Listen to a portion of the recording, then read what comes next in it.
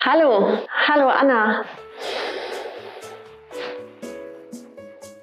Kennst du das? Du triffst einen Bekannten oder Nachbarn oder Arbeitskollegen und weißt einfach nicht, wie du das Gespräch starten sollst. Kein Problem, ich helfe dir. Hier kommen 20 Smalltalk-Fragen und Antworten. Lass uns loslegen. Damit der Smalltalk auch geschmeidig abläuft, ist es wichtig, dass du offene Fragen stellst, also sogenannte W-Fragen. Das sind Fragen, die mit einem W beginnen. Wann, wie, wo, warum, wie oft und so weiter. Zum Beispiel, was hast du am Wochenende gemacht? Diese Frage ist so gestellt, dass die andere Person zumindest in einem Satz antworten muss. Das garantiert, dass auch ein tatsächliches Gespräch zustande kommt. Wenn du dagegen Ja-Nein-Fragen stellst, wird es mit der Kommunikation ein bisschen schwierig. Oft reicht dann nämlich ein einfaches Ja oder Nein als Antwort aus und dann ist das Gespräch tot. Zum Beispiel, hast du Urlaub gemacht? Nein. Bumm. Das Gespräch ist beendet. Natürlich antwortet man meistens aus Höflichkeit etwas ausführlicher oder stellt auch eine Gegenfrage. Aber für einen guten Smalltalk sind offene Fragen natürlich ideal. Also starten wir mit der ersten und wohl bekanntesten Frage und ein paar Antwortoptionen, wenn es um Smalltalk in Deutschland geht.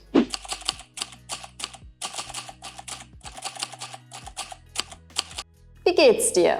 Wie geht's dir? Wenn wir informell fragen, sagen wir, wie geht's dir? Und wenn wir formell fragen, wie geht's Ihnen? Oder wie geht es Ihnen? Bei guten Freunden und Bekannten auch gerne einfach nur alles gut bei dir? Oder wie läuft's? Oder alles in Butter? Oder ganz einfach, na? Antwortmöglichkeiten sind dann: Danke, mir geht's gut. Und dir? Oder so weit, so gut. Und wie geht's dir? Ich kann mich nicht beklagen. Und wie ist es bei dir? Alles gut bei mir. Und wie läuft's bei dir? Auf alles in Butter kannst du einfach nur mit na klar, alles in Butter. Und bei dir antworten? Und auf na kannst du einfach sagen, ja, alles prima. Und bei dir? Das waren jetzt natürlich nur positive Antworten. Wenn es dir einmal nicht gut geht, kannst du auch das hier sagen. Es geht so. Mir ging's schon mal besser. Es lief schon mal besser. Nee, nichts ist in Butter. Oder typisch deutsch, ja, es muss. Ja, es muss. Bedeutet, mir geht es nicht gut, aber ich mache trotzdem weiter. Sehr authentisch, wenn du das sagst. Das nächste Smalltalk-Thema oder die nächste Frage. Was macht die Familie? Was machen die Kinder? Diese Frage stellen wir, wenn wir die Person schon ein bisschen besser kennen. Also eine fremde Person würden wir das natürlich nicht fragen. Antwortoptionen: Meiner Familie, meinen Kindern geht es gut. Und mit einer Gegenfrage kann man das Gespräch natürlich immer am Laufen halten. Zum Beispiel, und wie geht's deiner Familie und deinen Kindern? Wenn du sagst, meiner Familie oder meinen Kindern geht es gut, hast du auch noch die Möglichkeit, kurz zu erzählen, was sie gerade machen. Zum Beispiel, die Kinder sind gerade im Kindergarten oder besuchen zurzeit einen Schwimmkurs und so weiter. Die nächste Smalltalk-Frage. Wie war dein Wochenende? Oder formell, wie war Ihr Wochenende? Die Antwortmöglichkeit: Danke der Nachfrage. Ich hatte ein entspanntes Wochenende zu Hause. Oder sehr schön. Wir waren mit den Kindern im Zoo. Auch möglich, super, ich war auf einem Konzert oder einem Geburtstag. Und wenn es nicht gut war, hast du diese Möglichkeiten. Etwas langweilig, das Wetter war schlecht. Oder ich musste leider arbeiten. Und wie war dein Wochenende? Man muss natürlich nicht alles im Detail erzählen, nur so viel, dass man sich wohlfühlt und eben ein Gespräch fließt. Wenn man nicht so viel von sich selbst erzählen möchte, das Gespräch aber weiterführen will, kann man den Trick mit der Gegenfrage machen. Und dann erzählt einfach die andere Person. Weiter geht's. Wie war dein Urlaub? Oder formell, wie war Ihr Urlaub? Antwortoptionen? Wunderbar, wir konnten uns sehr gut erholen. Oder sehr schön, wir hatten viel Sonne und gutes Essen. Oder traumhaft, ich wäre gerne länger geblieben. Wenn der Urlaub nicht so gut war, kannst du das hier sagen. Leider nicht so schön. Das Wetter hat nicht mitgespielt. Das Wetter hat nicht mitgespielt bedeutet, das Wetter war nicht so schön, wie wir es uns eigentlich erhofft hatten. Oder wir haben es uns ein bisschen anders vorgestellt. Das Hotel war schlecht. Oder die Standardantwort, die natürlich nicht negativ, sondern eher positiv zu verstehen ist. Schön, aber leider viel zu kurz. Schön, aber leider viel zu kurz. Wie war dein Tag oder deine Woche? Antwortoptionen? Bis jetzt ganz gut. Oder gut, danke der Nachfrage. Und wie war dein Tag, deine Woche? Wenn du keinen guten Tag und keine gute Woche hattest, dann kannst du auf diese Smalltalk-Frage so antworten. Sehr stressig, ich hatte viel zu tun. Oder anstrengend, ich hatte viele Termine. Smalltalk-Frage Nummer 6. Was hast du fürs Wochenende geplant? Wir können also nicht nur darüber sprechen, wie das Wochenende, die Woche oder der Tag war, sondern was die Zukunftspläne für diese entsprechenden Tage ist. Also wir fragen, was die Person in der Zukunft für einen bestimmten Zeitraum geplant hat. Antwortmöglichkeiten: Ich mache einen Ausflug oder ich gehe auf ein Konzert oder ich besuche meine Familie. Auch möglich, ich bin zu einer Hochzeit eingeladen. Und natürlich musst du keine Pläne am Wochenende haben. Wenn das der Fall ist, sagst du einfach, ich habe nichts geplant. Ich habe nichts geplant. Oder ich habe keine Wochenendpläne. Ich habe keine Wochenendpläne. Nächste Frage. Was machst du beruflich? Antwort: Ich bin ... von Beruf. Zum Beispiel, ich bin Zahnärztin von Beruf. Oder ich bin Pilot von Beruf. Oder ich bin Anwalt von Beruf und so weiter. Wir können es auch anders formulieren. Zum Beispiel, ich arbeite als. Ich arbeite als Pilot, ich arbeite als Anwalt, ich arbeite als Zahnärztin und so weiter. Eine wichtige Anmerkung. Im Deutschen sagt man Berufe oder spricht man über seinen eigenen Beruf, ohne den Artikel zu erwähnen. Also ich sage nicht, ich bin die Ärztin, sondern ich bin Ärztin. Ich sage auch nicht, ich bin eine Ärztin, sondern einfach nur, ich bin Ärztin. Ich bin Ärztin, ich bin Lehrerin, ich bin Ingenieurin, ich bin Mathematiker und so weiter und so fort. Das musst du dir merken. Nächste Smalltalk-Frage. Hast du studiert oder eine Ausbildung gemacht? Antwortmöglichkeiten: Ja, ich habe ... studiert. Zum Beispiel, ich habe Medizin studiert. Oder ja, ich habe eine Ausbildung zur Bankkauffrau gemacht. Oder wenn du eine männliche Person bist, ich habe eine Ausbildung zum Bankkaufmann gemacht. Hier kann man noch optional ergänzen, wo man studiert hat. Ja, ich habe zum Beispiel in Bonn Sprachwissenschaften studiert. Oder ich habe in Köln Medien- und Kommunikationswissenschaften studiert. Smalltalk-Frage Nummer 9. Woher kommst du? Dabei bezieht sich das nicht immer unbedingt auf das Land, sondern vielleicht auch auf die Stadt oder den Ort oder die Region, wo man herkommt. Das heißt also, Deutsche untereinander stellen sich diese Frage auch manchmal, wenn sie sich gerade kennenlernen. Deshalb nimm ihnen das nicht übel und denk nicht, dass sie es böse meinen. Es ist einfach nur ein Smalltalk-Thema und man muss es nicht überbewerten. Also, woher kommst du? Antwort: Ich komme aus. Wenn es ein Land ist, ich komme aus Spanien oder ich komme aus Frankreich. Wenn es eine Stadt ist, ich komme aus Köln oder ich komme aus Berlin. Und wenn es eine Region ist oder ein Bundesland, ich komme aus Baden-Württemberg oder ich komme aus dem Saarland. Wenn du etwas detaillierter antworten möchtest, kannst du auch sagen, ich komme aus Frankreich, aus einem kleinen Ort in der Nähe von Paris. Also aus dem Land, aus dem Ort, in der Nähe von. Also ich komme aus Frankreich, aus einem kleinen Ort in der Nähe von Paris.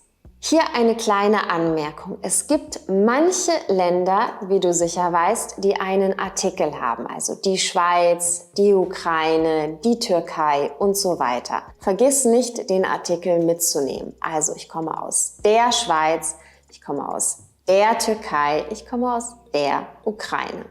Wir sind jetzt in der Mitte angekommen. Smalltalk-Frage Nummer 10. Wie lange lernst du schon Deutsch?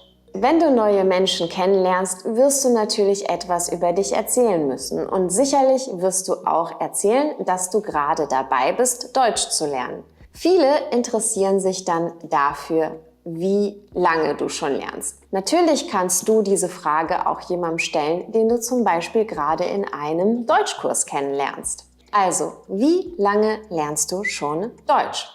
Antwortmöglichkeiten: Ich lerne seit Tagen, Wochen, Monaten, Jahren Deutsch. Zum Beispiel, ich lerne seit einem Monat Deutsch. Du kannst auch die Antwort mit seit starten und den Satz so kürzer machen. Seit 2 Monaten, seit 2 Jahren. Punkt. Wenn du möchtest, kannst du auch noch zusätzliche Informationen ergänzen. Zum Beispiel seit 2 Monaten und ich möchte bald die B2-Prüfung ablegen. Smalltalk-Frage 11. Wie viele Sprachen sprichst du? Wie viele Sprachen sprichst du? Antwortmöglichkeiten: Ich spreche 5 Sprachen. Meine Muttersprache ist Italienisch. Außerdem spreche ich Englisch, Spanisch, Französisch und ein bisschen Deutsch. Oder auch ein bisschen mehr Deutsch. Also, ich spreche 5 Sprachen. Meine Muttersprache ist Italienisch. Außerdem spreche ich Englisch, Spanisch, Französisch und Deutsch.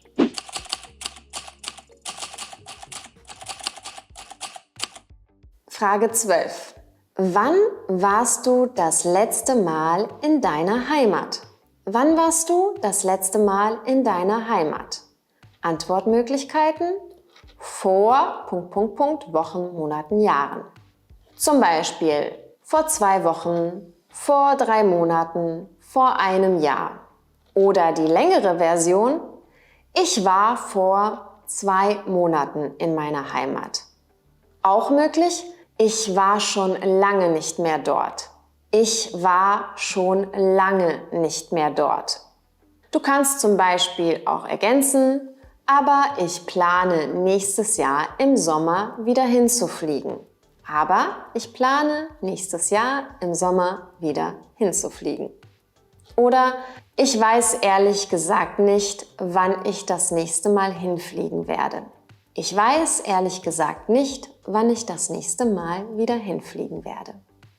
Weiter geht's und jetzt mal weg vom Thema Sprachen, Heimat und Ursprung. Hier geht es um ein Thema, das Deutsche sehr, sehr, sehr gerne in Smalltalks einwerfen. Bist du eher ein Hunde- oder Katzenmensch?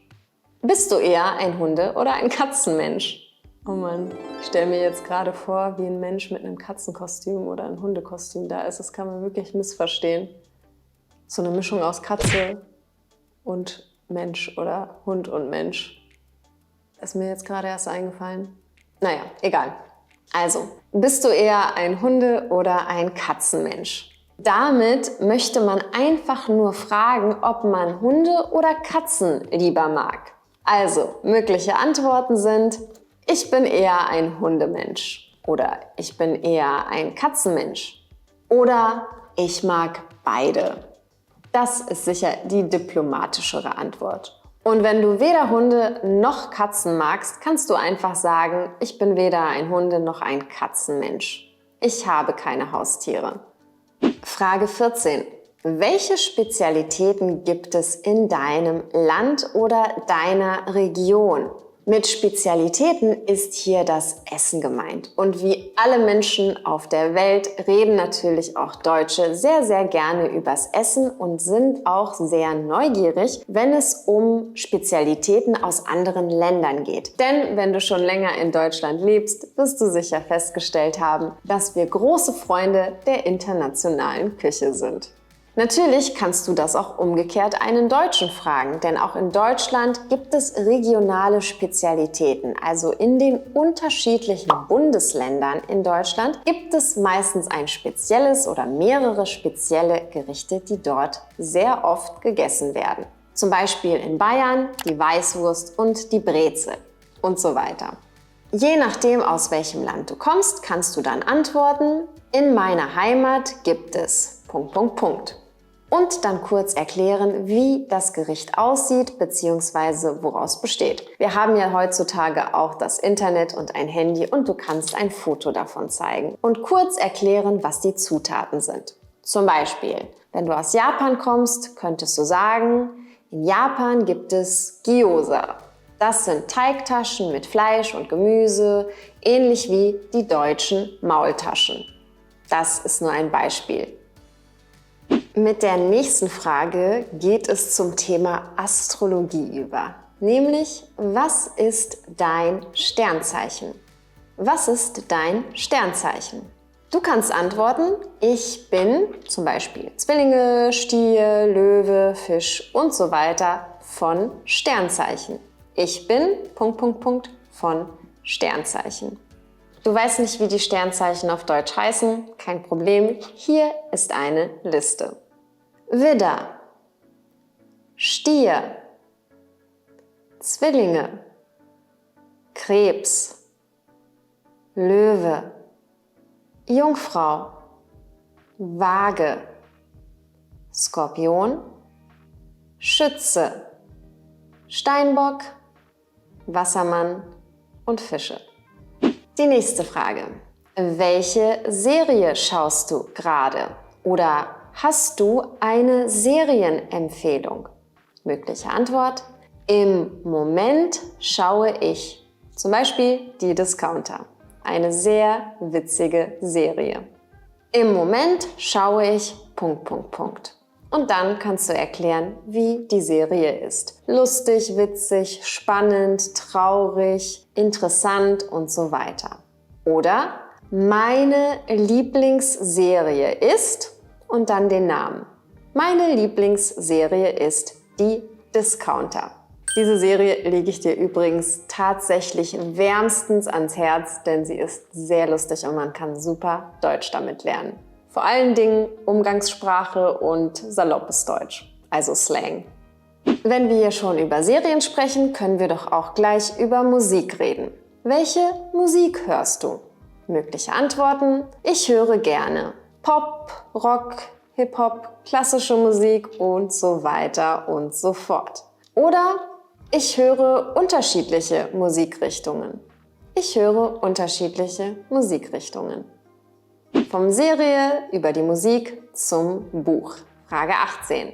Welches Buch liest du gerade? Welches Buch liest du gerade? Oder hast du eine Buchempfehlung? Hast du eine Buchempfehlung? Mögliche Antworten: Ich lese gerade die Gewinnerformel. Darin geht es um. Ich lese gerade oder ich lese zurzeit. Titel des Buchs und dann eine kurze Erklärung. Darin geht es um. Oder ein Buch, das mich besonders geprägt hat, ist... Ein Buch, das mich besonders geprägt hat, ist. Wenn dich etwas oder jemand prägt, bedeutet es, dass eine Sache oder eine Person einen bleibenden Einfluss auf dich hatte. Also sie hat etwas mit dir gemacht, das dich verändert hat oder das ein Umdenken bei dir hervorgerufen hat.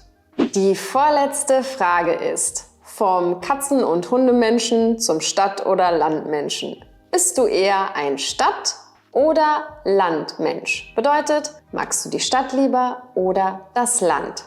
Die Stadt ist klar, zum Beispiel Großstädte wie Berlin oder London und so weiter und so fort. Land, damit ist hier tatsächlich die Ortschaft gemeint, also ein Ort, wo viel Natur ist, wo wenig Verkehr ist, wo keine hohen Gebäude sind.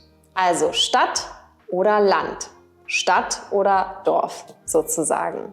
Mögliche Antworten sind dann: Ich bin eher ein Stadtmensch, weil. Und hier kannst du argumentieren. Warum magst du die Stadt lieber? Zum Beispiel, weil es hier viele Geschäfte gibt, weil es viele Cafés gibt, weil es öffentliche Verkehrsmittel gibt und man kein Auto braucht. Oder aber, ich lebe lieber auf dem Land, weil. Ich lebe lieber auf dem Land, weil. Zum Beispiel, weil ich die Natur mag oder weil es so ruhig ist. Und die letzte Frage ist, nachdem du dich wahrscheinlich schon längere Zeit mit jemandem unterhalten hast und du ihm über deine Herkunft erzählt hast, dass er vielleicht wissen möchte, wie es dir eigentlich in Deutschland gefällt. Du wiederum kannst der anderen Person die Frage stellen, ob er schon mal in deiner Heimat war. Und wenn er hin möchte, zum Beispiel, welche Plätze du ihm oder ihr empfehlen würdest zu besichtigen. Also das heißt, du wirst wahrscheinlich die Frage gestellt bekommen: Wie gefällt es dir in Deutschland? Und hier mein Tipp: Immer schön positiv bleiben. Natürlich ist hier nichts perfekt und die Deutschen wissen das auch, aber in so einem Smalltalk-Thema Schwere durch Negativität reinzubringen, ist nicht empfehlenswert. Besser ist es zum Beispiel zu sagen: Es gefällt mir sehr gut hier, aber an die Bürokratie muss ich mich noch gewöhnen. Es gefällt mir sehr gut hier, aber an die Bürokratie muss ich mich noch gewöhnen. Du siehst, du hast den Satz positiv angefangen und hast das, was dir vielleicht nicht so gut gefällt, schön diplomatisch verpackt. Und jeder Deutsche kann mit dir mitempfinden, ich verspreche es dir. Du musst dich gar nicht ärgern oder du musst gar nicht schimpfen und meckern. Das reicht einfach schon aus, um ihnen zu sagen, ja, die Bürokratie ist wirklich nicht so einfach hier in Deutschland und das sehen sie genauso. Also bitte, bitte, mach nicht den Fehler, gleich loszulegen und gleich zu sagen, es ist schrecklich hier, die Deutschen sind so distanziert, die Bürokratie ist eine Katastrophe, denn damit schaffst du tatsächlich noch Distanz. Denn du bist ja gerade in einer Situation, wo du dich mit einem Deutschen unterhältst und du versuchst ja gerade eine Verbindung aufzubauen. Wenn du jetzt mit negativen Sachen anfängst, schaffst du eine Distanz zwischen euch. Und das ist ja gerade das, was du vermeiden möchtest. Also, positiv und diplomatisch sein, das ist die Devise. Also dann, ich hoffe sehr, dass dir dieses Video gefallen und natürlich geholfen hat. Wenn ja, like es doch gerne, abonniere meinen Kanal und aktiviere auch die Benachrichtigungen, damit du keins meiner zukünftigen Videos verpasst. Wir sehen uns beim nächsten Mal.